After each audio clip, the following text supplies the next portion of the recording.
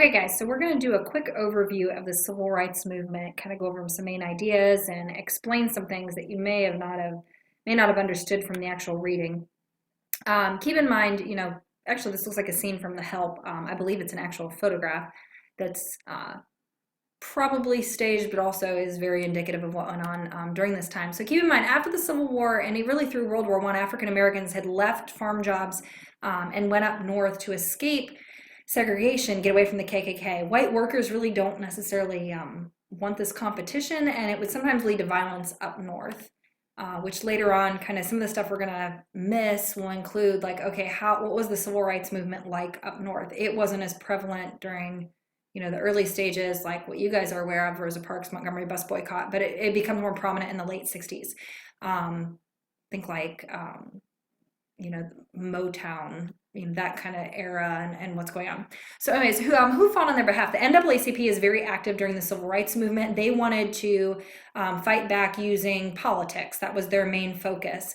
Thurgood Marshall is the actual lawyer that argued the Brown versus the Board case. Eventually, he'll become the first African-American Supreme Court justice to serve on the Supreme Court. Brown versus the Board is decided. Linda Brown was denied admission to her neighborhood school in Kansas.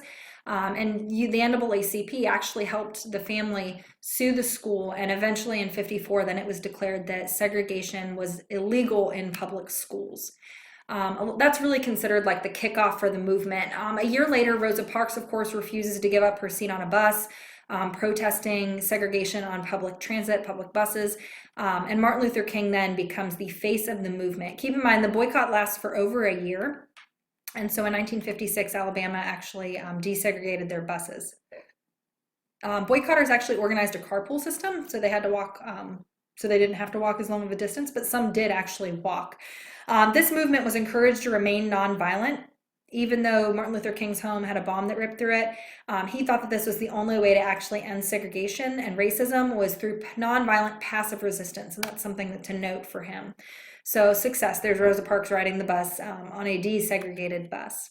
So because Martin Luther King rose to prominence and becomes this unofficial leader, he becomes the official leader then when the Southern Christian Leadership Conference, known as the SCLC, nominated him to be their president. So they continue to fight discrimination through this group, pushing for nonviolent passive resistance to what's happening. Eisenhower was president at the time. He personally disagreed with segregation, but he actually was worried that if he pushed too hard, it would cause some problems, which it did. I don't know, like I said, right or wrong. He didn't believe it was right, but he was concerned he would upset too many people. So he was able to desegregate shipyards and veterans hospitals, but like I said, he didn't like the protests. He didn't believe court rulings. He just thought like this will just gradually change over time. So the Civil Rights Act that was passed in 1957 is the first civil rights law since Reconstruction. It was supposed to help African Americans vote. However, again, there were some hurdles for this. Whites, especially in the South, stopped blacks from voting. And this was not successful. So let's talk about the Little Rock Nine. These state governments, when segregation in schools was declared illegal, the school systems in the states refused, and they would put up roadblocks and not do what they were supposed to do. The Little Rock Nine is a great example of this. So you have the state saying, no, we will not admit these 9 African-American students to the school. They actually ordered the National Guard. The governor did push the National Guard to stop them or prevent them from entering school. However, Eisenhower's got to make a decision. What are you going to do? And so he decides that he's got to use the military. And so Eisenhower actually sent in the army to protect those 9 students so that they could go to school. So this is actually an example of him doing something that was very positive at the time. Frustrating that it had to be done, but necessary to ensure that segregated schools did not exist. This is a picture here of, white protesters following the black students to school. You can imagine what that woman behind her is saying. I did see a really interesting television show where the girl that's yelling behind her, it's a classmate actually, apologized in person to the African-American girl that's just going to school. And then here's a meme created. I love it. I think it's great. Haters gonna hate. All right, so let's talk a little bit about the movement. We're going to kind of take up the SCLC's tactics up a notch. There were some that thought that the SCLC's tactics were not confrontational enough. And so this group, they didn't fight back. They weren't violent, but they were more confrontational. This was the group that did sit-ins. CORE was led by a man by the name of James Farmer. He had been under Martin Luther King and thought that King's tactics just took too long. And so he wanted to do something more aggressive.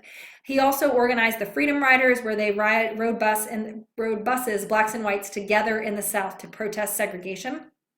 Like I said, led by college students, not Martin Luther King. So here you see these are the sit-in tactics. Dress in your best, be respectful to employees and police, don't resist arrest, don't fight back. Remember, journalists are everywhere. I don't know that I would have the willpower to sit there, but they did.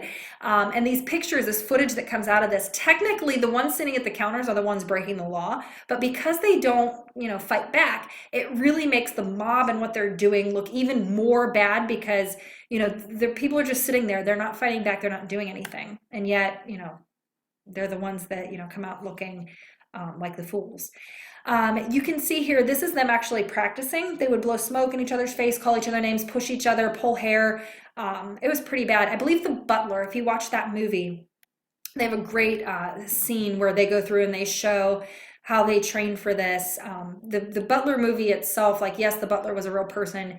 However, the son that goes through, it's kind of like Forrest Gump, the things that happen are true, but the fact that you would have an African American, be a member of CORE, be a member of Black Power, and then go to Black Panthers, in that short a time span, probably unlikely, in my opinion, or from what I had read, historically speaking. I don't know that the Butler's son actually did that. But you can see, again, more training, don't fight back, take it, suck it up, take it. This is going to make your people that are protesting and being violent look even worse. So if you had to go to class, they would take your place and take that spot in that particular time. Yes. Another group in the South is the Freedom Riders. This really is organized by a white activist, part of the same movement, and other African Americans. They wanted the Kennedy administration to do something. So they decided they would ride into the Deep South, blacks and whites together on public buses, Greyhound buses, to try to get the government or the states to desegregate the buses. And they are firebombed at their first stop. Here you can see, I believe they're leaving from up north, or this is them leaving from up north. Here's their arrests. Some of them were arrested. You can see whites included if you were caught sitting with blacks. They were willing to sacrifice their lives in order to call attention, and there were some that were actually killed in that firebombing. Again, The Butler actually has a scene where it depicts this. JFK said the rights of every man are diminished when the rights of one man are threatened. So Kennedy actually sent in federal marshals to protect the riders, as well as the Attorney General and the ICC ended up banning banning segregation in travel facilities. Here's an example of Jim Zwerg getting attacked by the Klan. He had actually waited for 2 hours for an ambulance to come get him. And that just shows how badly he was beaten. It was bad. So in 1962, segregation in interstate travel does come to an end. And so let's talk for a little bit about escalating the movement, kind of how it, inspires others to be involved. So Malcolm X is a member of, I guess you would call it a religion is the best way to put it, and the Nation of Islam. And it's not the same Islamic religion like in the Middle East. The Nation of Islam, when I say a black Muslim, is different than what a Middle Eastern Muslim or Islamic religions practice, I guess is the best way to put it. He did practice some aspects of the Islamic religion, but also the Nation of Islam is very, very political. So they combine kind of the two ideas. He believed that races as well as the Nation of Islam, they believed that the races should live separately from another, but be offered the same opportunities. He was, pushed in terms of pushing for this idea that by any means necessary, if somebody comes at you, you have the right to protect yourself. So you don't have to take it. The protests in Greensboro would not have been acceptable to him. Later, he does change his thought process. He goes to Mecca on his pilgrimage, and Malcolm X then, because he starts preaching, no, we should actually, use the ballot box, use voting as a means no, we should live together, no, we should love each other. Because of that, members of his own group, the Nation of Islam, actually shot and killed him. He was not killed by whites. He was killed by his own Nation of Islam group. In addition to that, you also, again, a lot of people get them confused. They think Malcolm X is a Black Panther. He's not. They also get it, people also tend to get it confused with the idea of Black Pride and Black Power movement. Again, not the same as the Black Panthers, although the Black Panthers did promote Black nationalism. It's just a separate group. They believed in different things and had some different tactics. They also were centered around different areas. Black Panthers are centered mainly around California. It does spread nationwide, but it starts in California and Oakland. Anyways, we'll get there. The Civil Rights Movement actually, pushed this idea of Black nationalism, recognizing the importance of Black pride. Feelings of inferiority had, done damage to the African Americans in the U.S. So they, pushed for ideas, Afro haircuts, don't be ashamed of, having a different, hair or hairstyle. Also wear dashikis. You don't have to wear, trendy U.S. clothes. Wear, clothes that were inspired by your ancestry. They also changed, this is where the idea of like using the word colored versus Black. I don't think colored necessarily was seen as a derogatory bad. It's just outdated. They updated it with the idea of using Black. Stokely Carmichael, that's the guy that you see in this picture when he says, you talk of Black power, you talk of building a movement that will smash everything Western civilization has ever created. Stokely Carmichael is the founder of that, and that is him there. Examples, if you've ever seen the raised Black fists, which I'm sure a lot of you have, this is an example of kind of what they would do, or like the outward symbol. When you raise that fist, you're showing, proud of being African American. This particular picture, I always have students that make fun of the white guy on the podium with him. They're like, man, what's he doing? A couple things. One, he's Australian. And in this track and field event, I believe it was a race, the two, members of the United States Olympic team, you're not allowed to have a protest on at an Olympic event. They'll strip you of your medal, and all three of them actually got their medals taken away.